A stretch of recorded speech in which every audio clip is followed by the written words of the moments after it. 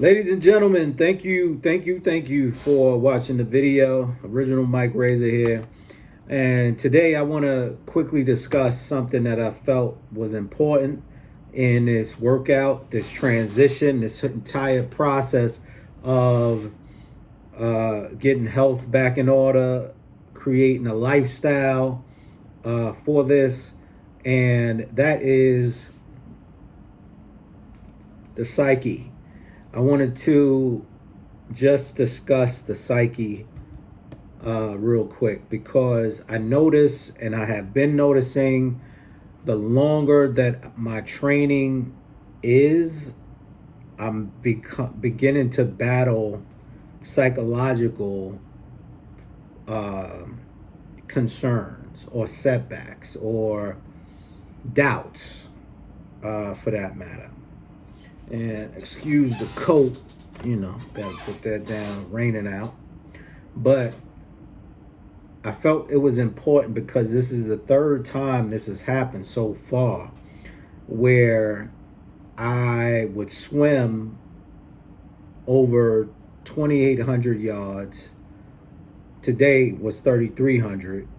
But it's like once I get to a certain marker, like 2,500, 2,800, my brain begins to question whether or not I could do it. But not only that, it begins to, it's almost like it starts telling you stuff that has nothing to do with what you're doing to get you concerned about that other thing so that you can stop doing what you're doing. Hopefully that makes sense. The same thing happened when I was completing my 8 miles. When I was completing my 8 miles, I noticed that after 4 miles, 5 miles ish, I noticed that this voice popped back up again. And thoughts start popping into my mind about different things that have happened, maybe at work, maybe with people that you know, that kind of thing. And it's like almost like a mechanism to try to get you to stop doing what you're doing, to stop burning fat, to stop pushing so hard. Um, it's just interesting. And it's also dangerous for those that can't control what's going on up here. Today, the questions that popped up had to do with some things that I was not even thinking about. And I ended up, because I ended up asking myself, well, does it matter? If you're doing this, you're focusing on your lifestyle and your health. You're focusing on growing progressively throughout your life, getting better every day. Why does it matter? I'm not going to go into detail as to what it is. I'm just going to say, why does it matter? And this is something that I'd like for you all to consider. Just every day in life in general, dealing with certain people. Don't allow them thoughts to creep back in later on. And now you're making rash decisions based off of past thoughts and decisions. You should be focused on progression, growth, fixing the issues that you're trying to fix, and becoming the best person that you can be. Helping people out, loving life, finding different ways to do better for you and your family, maybe. And that's what's most important. But this PSA is very important. It's a very important PSA because for this to happen to me, I've been working out just about every day except for one. I've been working out almost 2 months straight. And it's just now, and it maybe it's because, like I said before, it's because my workouts are becoming longer. The time to complete the workouts are taking longer. So we have passed a threshold point of psychological endearment, if that makes sense. To where if it's happening now, where I'm in 8 mile runs and 23 mile bikes and 3,300 yard swims. I think I did 38 a couple days ago. 3,800 yard swims. When we get to this point, that means that during race time, when I'm going from from the swim to the bike to the run, that these are things that may begin to happen or may try to creep in or have creeped in on you. If you've done it or worked out on something too as longer than you normally do. And it's important and imperative that you stay focused. Understand is knowing is half the battle.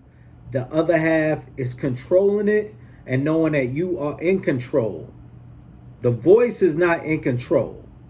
The feeling is not in control. You are in control of this. Even today, after I did my workout, I went ahead and completed the 3,300 yards, and then, and then transition to the run 4.5 miles. But I decided to manage my run a little differently than I did with the swim, where since I know I'm going into transition, I don't want to rush into the transition. I want to kind of gradually, progressively increase into that step, to where even if I lose a little bit of mileage towards the end, my speed will pick up and I'll end up getting that mileage back towards the end. And that's what I ended up doing. So the 4.5 miles today, with the little voices in the head, plus the 3,300 yard swim, all of that stuff with the thoughts going through my mind in the water, has taught me that not only am I purging from a physical perspective, I'm purging from a spiritual perspective. And if I decided to not take protein, because I'm considering slowing down again with the protein shakes, which I started having after the workout, and really just focusing on real foods like lean meats, vegetables, that kind of thing.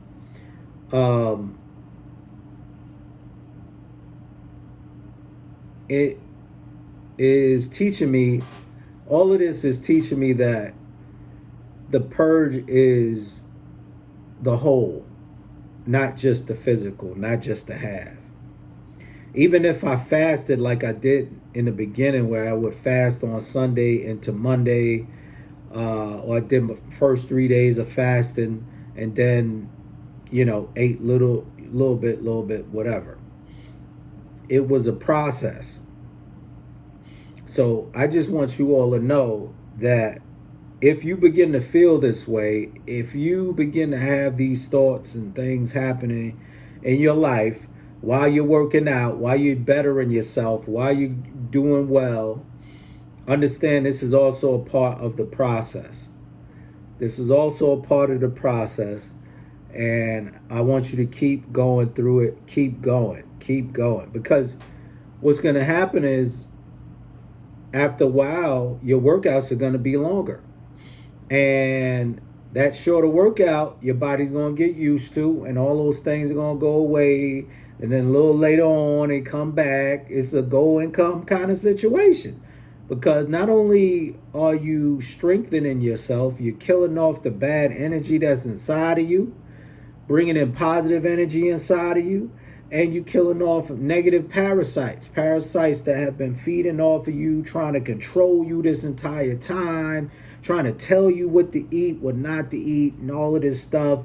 And this is why glucose is high, and why ADHD is going on, and why you drink all the time and smoke. All of that stuff is being purged out of your system. This poison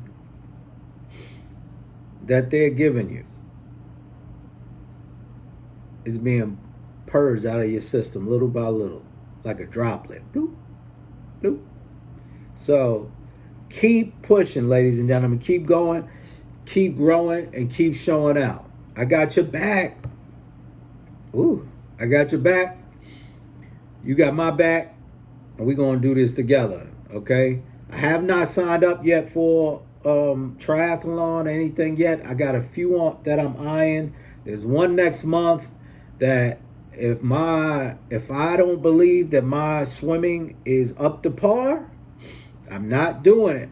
I'm not doing it. I'm telling you. And I'll wait till the last minute to sign up if I need to, for me to make sure that I'm good. I've only found one pool out here that's longer than 25 yards. It's 50 yards. So 50 yards is better than 25. And I actually think the gym that I'm in, I actually think that my pool is actually a little longer than 25 yards. I really think it's more like 27-ish. Or 25. It's closer to 50 yards than it is 25. That's what I believe. Anyway, still working through it. The warmer it gets, the more I'm going to take a day out the week, maybe twice a month, and go to the beach, Jersey Shore or somewhere where I could swim close to the ocean or in the ocean, but closer to land, unless I have somebody there, just to make sure I'm good, to get me used to the continuous swim. Now, we already know I could swim 3,300 yards. I could do it with pauses in between, but can I do it straight away? Can I swim 3,300, 3,800 yards straight? Right now, not sure that's possible. What I also noticed is that each time I go to swim to each end of the pool and I stop, my body wants to rest. It's almost like it expects to. So when it stops, it's almost like my heart gives like okay, well, we could rest. I don't want that to happen. I want it to feel like, okay, we're going to continuously keep moving through. Now, I've seen people do videos on flipping in the pool and and I've seen people at the pool doing it, flipping, pushing up against and going back. Even that is still not the same as going straight away. So